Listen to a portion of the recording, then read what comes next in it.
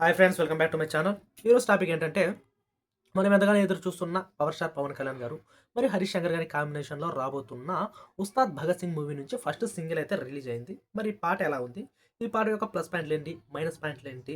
అసలు దేవిశ్రీ ప్రసాద్ గారు పవన్ కళ్యాణ్ గారికి వెన్నుపోటు పొడిచారు. ఈ పదం నేను ఎందుకు యూజ్ చేయాల్సొచ్చిందో మీకు క్లారిటీగా ఎక్స్‌ప్లెయిన్ చేస్తాను. ఈ వీడియోనైతే లాస్ట్ వరకు అయితే చూడండి. ఫస్ట్ ఆఫ్ ఆల్ ఈ పాట ఎలా ఉంది? బాగుందా? బాలేదా? అంటే this is a just average song అయితే నాకైతే అనిపిస్తుంది.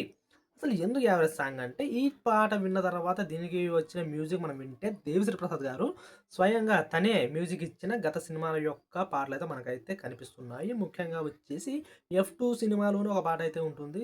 'రెచ్చిపోదాం బ్రదర్' అని. ఆ పాట సేమ్ ఈ పాట అయితే సిమిలారిటీగా అయితే నాకైతే మ్యూజిక్ అయితే వినిపిస్తుంది. అలాగే గతంలో అల్లు అర్జున్ గారితో 'సన్నా సత్యమూర్తి' సినిమా తీశారు కదా! అందులో వచ్చేసి సమంతతో ఒక పప్ సాంగ్ అయితే ఉంటుంది.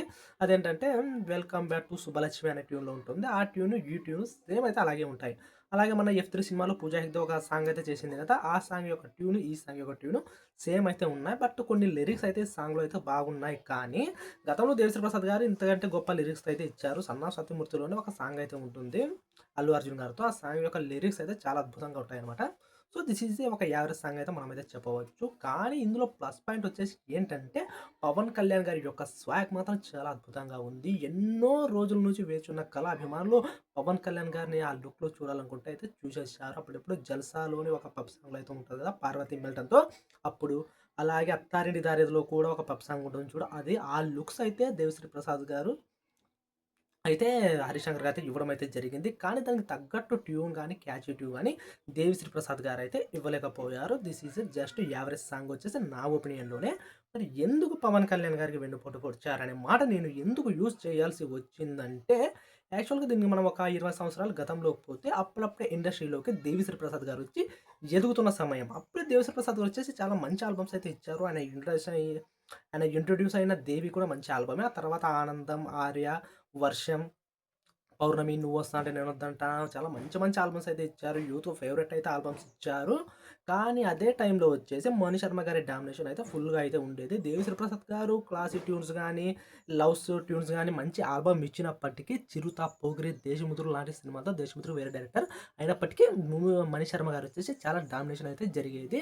మరి అలా అని 'దేవిశ్రీ ప్రసాద్' గారు కూడా మంచిగా ఇచ్చారు. రెడీ ఇచ్చారు. అలాంటప్పుడు కూడా 'దేవిశ్రీ ప్రసాద్' గారికి నేను ఎక్కడో ఒకటి మిస్ అవుతున్నాను అంటే ఒక నంబర్ 1 పొజిషన్ అనమాట. ఎంత 'దేవిశ్రీ ప్రసాద్' గారు మంచివి ఇచ్చినా కూడా 'మణి శర్మ' గారి యొక్క డామినేషన్ అయితే ఉండేది. సో, అలాంటి టైంలోనే ఒకటి తక్కువైంది 'పుష్ప' అన్నట్టు 'దేవిశ్రీ ప్రసాద్' గారు ఫీల్ అవుతున్న సమయంలోనే ఒక జాక్‌పాట్ అయితే ఆయనకైతే రావడం అయితే జరిగింది. అది పవన్ కళ్యాణ్ గారు మరి త్రివిక్రమ్ గారి కాంబినేషన్‌లో వచ్చిన 'జల్సా' సినిమాకు మ్యూజిక్ ఇచ్చే అవకాశాన్నయితే 'దేవిశ్రీ ప్రసాద్' గారికైతే వచ్చింది. మరి ఆ అవకాశాన్ని సద్వినియోగపరుస్తూ 'దేవిశ్రీ ప్రసాద్' గారైతే చాలా అద్భుతమైన ఆల్బమ్ ఇచ్చారు. అప్పట్లో 'జల్సా' సినిమాలోని పాటలొచ్చేసి యూత్‌లో ఒక సెన్సేషన్ అనమాట. ఎక్కడ చూసినా అవే పాటలైతే వినిపించేవి. సో, ఆ విధంగా 'మణి శర్మ' డామినేషన్ ఉన్నప్పటికీ 'చక్రి', 'రమణ', 'గోకుల' చాలామంది సంగీత దర్శకుల డామినేషన్ వచ్చేసి పోటీ ఉన్నప్పటికీ 'జల్సా' సినిమాతో పవన్ కళ్యాణ్ గారు వచ్చేసి 'దేవిశ్రీ ప్రసాద్‌ను' నంబర్ 1 మ్యూజిక్ డైరెక్టర్‌గా అయితే 'జల్సా' సినిమాతో నిలబెట్టారు.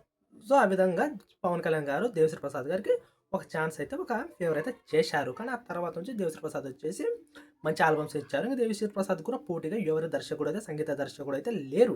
'మణి శర్మ' గారు కూడా తర్వాత అయితే కాస్త మెతకబడ్డారు. కాస్త తగ్గిచ్చారనమాట. ఆ ఫామ్ అయితే కాస్త తగ్గిందని చెప్పొచ్చు. అలాంటి టైంలోనే ఇంక 'దేవిశ్రీ ప్రసాద్' తెలుగు ఫిల్మ్ ఇండస్ట్రీ యొక్క సంగీత సామ్రాజ్యాన్ని ఏలుతున్న సమయంలో వచ్చేసి ఆయనకు ఒక పోటీదారుడైతే వచ్చారు. అతనే ఎస్ఎస్ తమన్ అనమాట. ఆ ఎస్ఎస్ తమన్ వచ్చేసి 'దూకుడు' సినిమాతో ఒక సెన్సేషన్ అయితే క్రియేట్ చేశాడు. 'దూకుడు' సినిమా రిలీజ్ అయినప్పుడే 'దేవిశ్రీ ప్రసాద్' గారు మ్యూజిక్ డైరెక్షన్ ఇచ్చిన 'ఊసరవెల్లి' సినిమా పాటలు కూడా రిలీజ్ అయ్యాయి. సినిమా కూడా రిలీజ్ అయింది. 'ఊసరవెల్లి' సినిమా పాటలు కూడా బానే ఉంటాయి. కానీ 'దూకుడు' సినిమా యొక్క పాటలు ఫుల్ డామినేషన్ అయితే చేశాయి. ముఖ్యంగా అందులో వచ్చిన ఐటెమ్ సాంగ్ వచ్చేసి 'పువ్వాయ్ పువ్వాయ్' అనే సాంగ్ వింటే అసలు చాలామంది ఆశ్చర్యపోయారు. అసలు ఏం ఇన్‌స్ట్రుమెంట్ వాడారు? ఎలా ఇలా కొట్టాడు? అసలు అద్భుతమైనవి ఇచ్చాడు. చాలా కొత్తగా అనిపించిందనమాట. ఆ విధంగా తమనొచ్చేసి ఫుల్ కాంపిటీషన్ అయితే ఇచ్చారు 'దేవిశ్రీ ప్రసాద్‌కు'. యాక్చువల్‌గా 'దూకుడు' సినిమాకి 'దేవిశ్రీ ప్రసాద్' గారే మ్యూజిక్ ఇవ్వాలంట. బట్ ఆయనైతే 'ఊసరవెల్లి' సినిమా కోసమో డేట్స్ లేకో వదులుకున్నారు. సో, ఆ అవకాశం వచ్చి, ఆ ఛాన్స్ వచ్చేసి తమన్ గారికొచ్చింది. సో, ఆ విధంగా 'దేవిశ్రీ ప్రసాద్' గారికి 'దూకుడు' సినిమాతో ఫుల్ కాంపిటీషన్ అయితే ఇచ్చారు. తర్వాత వెంటనే తమన్ గారు 'బిజినెస్ మ్యాన్' సినిమా చేశారు. 'బిజినెస్ మ్యాన్' సినిమా పాటలు కూడా 1, 2 బాలేకున్నా కూడా ముఖ్యంగా 'సార్ వస్తారనే' పాట మాత్రం చార్ట్ బస్టర్‌గా పెద్ద హిట్ అయితే అయింది. ఎక్కడ చూసినా ఆ పాట అయితే వినిపించింది. ముఖ్యంగా ఆ పాటలో వచ్చేసి ఫీమేల్ సింగర్ 'సుచిత్ర' గారు ఏవో పాడినట్టున్నారు.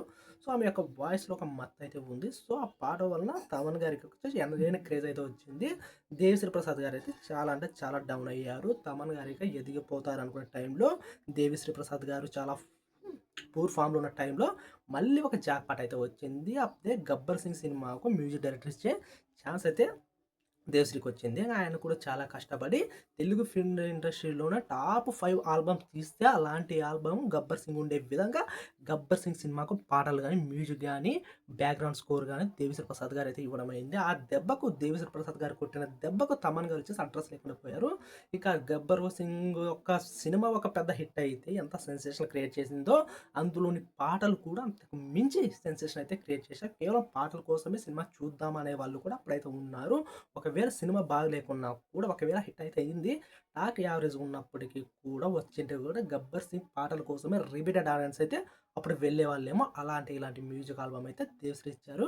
సో, ఆ విధంగా పవన్ కళ్యాణ్ గారు రెండోసారి కూడా దేవిశ్రీ ప్రసాద్‌నైతే మళ్ళీ టాప్ చైర్‌లోనే మళ్ళీ లైఫ్ ఇవ్వడం అయితే జరిగింది. అప్పటినుంచి తమన్ మీద దేవిశ్రీ చాలా చాలా చాలా డామినేషన్ అయితే చేశాడు. డామినేట్ చేశాడు. తర్వాత తమన్ వచ్చేసి దేవిశ్రీకి ఎటువంటి టైంలో అయితే పోటీ అయితే ఇవ్వలేకపోయాడు. మధ్య మధ్యలో 'బాషా' లాంటి ఆల్బమ్స్ ఇచ్చినా కూడా దేవిశ్రీ స్థాయినైతే ఆకట్టుకోలేకపోయాడు. మళ్ళీ 2019లో వచ్చేసి 'దేవిశ్రీ ప్రసాద్' 'సర్లే నీకెవ్వరు' అలాగే 'తమన్ ఎస్ తమన్' వచ్చేసి 'అల వైకుంఠపురములో' సినిమాలతో అయితే పోటీ పడ్డారు. వీళ్ళు ఒక సాంగ్ విడిస్తే ఇతను ఒక సాంగ్ విడిచేవాడనమాట.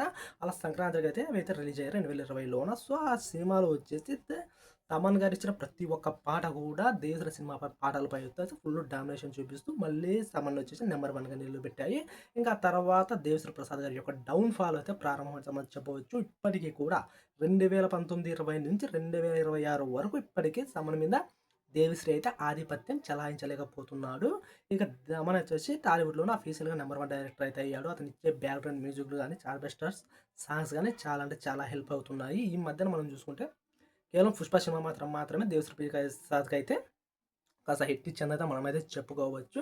అయినప్పటికీ కూడా తమనైతే భారీ ఆధిపత్యం దేవిశ్రీ ప్రసాద్ మీద చలాయిస్తున్నాడు. సో, ఇప్పుడు మళ్ళీ తమన్‌పై డామినేట్ చేయడానికి అలాగే అనిరుద్ రవిచంద్రన్ పైన కూడా డామినేట్ చేయడానికి ఒక మంచి అవకాశం అయితే ఇచ్చింది. 'గబ్బర్ సింగ్' తర్వాత పవన్ కళ్యాణ్ గారి కాంబినేషన్‌లో 'సర్దార్ గబ్బర్ సింగ్' సినిమా కూడా వచ్చింది. ఆ సినిమా పాటలు కూడా బాగున్నప్పటికీ మళ్ళీ అంత గొప్పగా 'గబ్బర్ సింగ్' 'జల్సా' మాదిరిగా అయితే అవైతే హిట్ కాలేకపోయాయి. సో, ఈ ఛాన్స్‌ను మళ్ళీ దేవిశ్రీ ప్రసాద్ సద్వినియోగం చేసుకొని మళ్ళీ తమన్‌పై పూర్తి ఆధిపత్యం చెలాయించి మరి పవన్ కళ్యాణ్ గారి అభిమానులకొచ్చేసి మళ్ళీ సూపర్ డూపర్ సాంగ్స్ ఇస్తారని ఎక్స్‌పెక్ట్ చేశారు. కానీ ఇప్పుడు ఈయనిచ్చిన ఈ 'దేఖ్ లెంగే' సాంగ్ పాట వచ్చేసి చాలా అంటే చాలా యావరేజ్‌గా ఉంది. అసలు ఏమాత్రం అయితే కొత్తదనం లేదు. పవన్ కళ్యాణ్ గారు మరి దేవిశ్రీ ప్రసాద్ గారి యొక్క కాంబినేషన్‌లో వచ్చిన గత సినిమా పాటలతో పోలిసి పాటలు వచ్చేసి చాలా యావరేజ్‌గా అయితే ఉంటుందని చెప్పవచ్చు. పవన్ కళ్యాణ్ గారి అభిమానులు కోరుకునే పాటనైతే దేవిశ్రీ ప్రసాద్ వచ్చేసి ఇవ్వలేకపోయాడు. ఈ విధంగా పవన్ కళ్యాణ్ గారు 2 సార్లు దేవిశ్రీ ప్రసాద్‌కి లైఫ్ ఇచ్చినా కూడా పవన్ కళ్యాణ్ గారికి ఇటువంటి సిట్యుయేషన్‌లో ఇప్పుడు కేవలం ఒక హిట్ సాంగ్ ఇస్తే మాత్రమే సినిమా వచ్చేసి దానికి పబ్లిసిటీ అవసరం లేదు. ఒక చాట్ బస్టర్ సాంగ్ ఇస్తే దాన్ని ఆడియన్స్, నెటిజన్స్ మాత్రమే దాని యొక్క హైప్‌ని, క్రేజ్‌ని పెంచే సిట్యుయేషన్‌లోన ఇప్పుడున్న సమయంలో కూడా దేవిశ్రీ ప్రసాద్ క్యాచీ ట్యూన్ అయితే ఇవ్వలేకపోయారనేది నా ఉద్దేశం. సో, మీరేమనుకుంటారు? ఇప్పుడు వచ్చిన కొన్ని పాటలు చూసుకుంటే అంతెందుకు 'మెగా ఫ్యామిలీ' నుంచి వచ్చిన పాటలు చూసుకున్న 'చికిరి చికిరి' సాంగ్ అలాగే మెగాస్టార్ చిరంజీవి గారి 'పీసాల పిల్ల' సాంగ్‌తో పోలిస్తే ఈ 'దేఖ్ లెంగే' సాంగ్ వచ్చేసి అంత పెద్ద హిట్‌గా అయ్యే అవకాశాలు లేవు. కానీ పవన్ కళ్యాణ్ గారి యొక్క స్క్రీన్ ప్రెజెన్స్ మాత్రమే ఈ సాంగ్‌ని ఏమన్నా పాపులారిటీ పెంచే విధంగా ఉందా చూసుకోవాలి. సో, మీరేమనుకుంటున్నారు? ఈ సాంగు ఖచ్చితంగా అద్భుతంగా ఉందా అనిపిస్తుందా? లేకుంటే యావరేజ్‌గా అనిపిస్తుందా? నా మాటలతో మీరు ఏ విధంగా ఏకీభవిస్తున్నారు? నా మాటలు రైట్ అనుకుంటున్నారా? లేదనుకుంటున్నారా? ఒకవేళ రైట్ అనిపిస్తే లైక్ చేయండి. కాదనిపిస్తే కామెంట్ చేయండి. ఓకే. బాయ్.